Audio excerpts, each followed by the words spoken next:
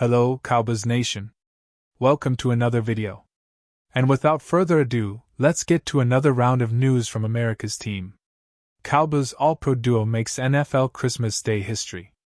While not on a regular basis until 2020, the NFL has played games on Christmas Day dating back to 1971 and never seen a play like what Dallas Cowboys quarterback Dak Prescott and wide receiver Kevin Turpin pulled off against the Washington Commanders. The duo made history with an 86-yard touchdown with 7 o'clock remaining in the second quarter of their Week 17 game, giving the Cowboys a 21-3 lead on the way to a 30-23 win and putting Prescott and Turpin in the record books as the longest Christmas Day touchdown in NFL history. I told everybody to watch what Kevin Turpin in this game as the X Factor, Netflix analyst and Pro Football Hall of Fame wide receiver Michael Irvin said. Then look what he and Dak Prescott did. Hooked up for a huge play, a really electric play. Prescott was selected to his 4th Pro Bowl just a few days before facing the Commanders and was an NFL All-Pro and NFL MVP runner-up in 2023. Turpin is a 2-time NFL All-Pro and 2-time Pro Bowl return specialist who has been used sporadically on offense throughout his career. After the game, Dak Prescott sends strong message on decision to sit final game. The Dallas Cowboys picked up a 30-23 victory over the Washington Commanders on Christmas Day, but that still didn't change the fact that the team has been eliminated from playoff contention. With a 78-1 record, the Cowboys have failed to meet expectations this season as they simply have not been able to find a way to consistently win football games. With nothing left to play for in Week 18, it's fair to wonder if Brian Schottenheimer and the coaching staff will turn things over to some of the team's reserve players. However, if you ask star quarterback Dak Prescott, it sounds like he has already made up his mind when it comes to whether or not he will play in the team's regular season finale. It's been a bit of a messy season for Dallas. Things went sideways before the team could even get off the ground as Micah Parsons was traded to the Green Bay Packers right before the start of the season. The defense never truly recovered from the loss of Parsons, which has made things incredibly difficult for Schottenheimer in his first season in charge of the team. The Cowboys have had stretches where they have looked like one of the top teams in the league, but those moments have been fleeting. Much of the team's success has come on the back of its offense as Prescott has enjoyed quite a bit of success throwing the football to guys like CeeDee Lamb, George Pickens, and Jake Ferguson. There's no doubt that missing the playoffs qualifies as a failed season for Dallas. And yet, even with nothing left to play for in Week 18, Prescott still wants to go out and win the team's final game of the season. While he understands there's a chance he won't play next weekend, Prescott made it clear that if it were up to him, he'd be taking the field when the team wraps up its season against the New York Giants. "I'll have some fight back," Prescott said when asked how he'd respond to being asked to sit out in Week 18. "It depends on how it comes. What's the purpose? What's the reason? Obviously, I understand being approached about it. The conversations we've already had about it are for me to play. Very prideful.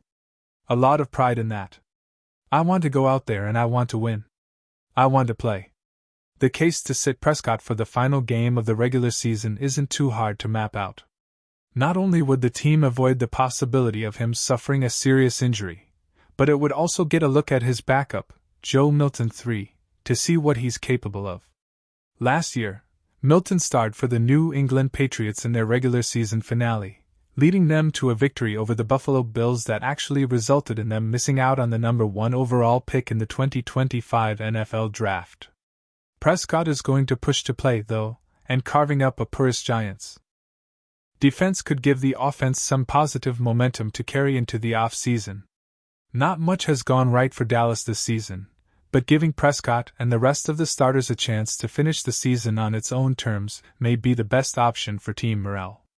For now, the team will enjoy some extra time off before turning its attention to its final game of the season. Cowboys predicted to part ways with $36 million defender. While we all get a few more weeks to simmer in the utter disaster that's been the Dallas Cowboys in the 2025 regular season, it's important to remember there was a fleeting glimmer of hope that came around the NFL trade deadline. That was when the Cowboys made trades for two defensive standouts in New York Jets defensive tackle Quinn and Williams and Cincinnati Bengals inside linebacker Logan Wilson, then reeled off 3 consecutive wins.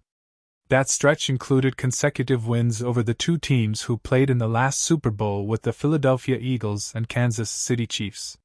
While that run pushed the Cowboys back into playoff contention, their current 3-game losing streak led to them being eliminated from the postseason with 3 games remaining in the regular season.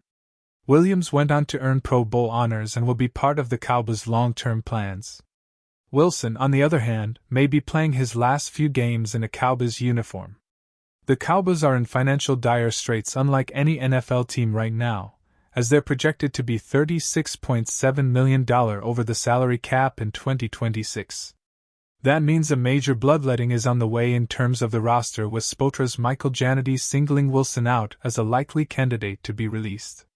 Wilson was acquired from Cincinnati at the deadline for a 7th-round pick, hoping to offer a shot in the arm to a position that was vulnerable through much of 2025, Jannetty wrote on December 21.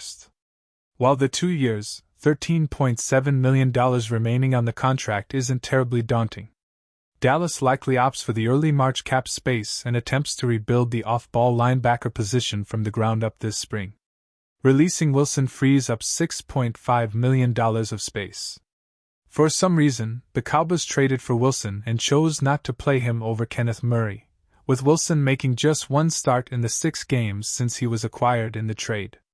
Murray, on the other hand, has been one of the NFL's worst players at his position this season and is in the last year of his contract, which means he's even more likely to not be on the Cowboys in 2026 than Wilson. Wilson, 6'2" and 245 pounds, was a 2-time All-Mountain West Conference pick at the University of Wyoming before the Bengals selected him in the 3rd round, number 65 overall, of the 2020 NFL Draft. Wilson became a full-time starter in his 2nd season, the same year the Bengals shocked the NFL and played in the Super Bowl for the first time since 1988. In the last 4 seasons, Wilson has over 100 tackles each year and has shown a knack for making game-changing plays with 12 career interceptions, 7 forced fumbles, 26 pass deflections, 19 TFL, and 18 QB hits with the Bengals. For some reason, he was playing behind rookie Barrett Carter despite Wilson signing a 4-year, $36 million contract extension before the 2023 season.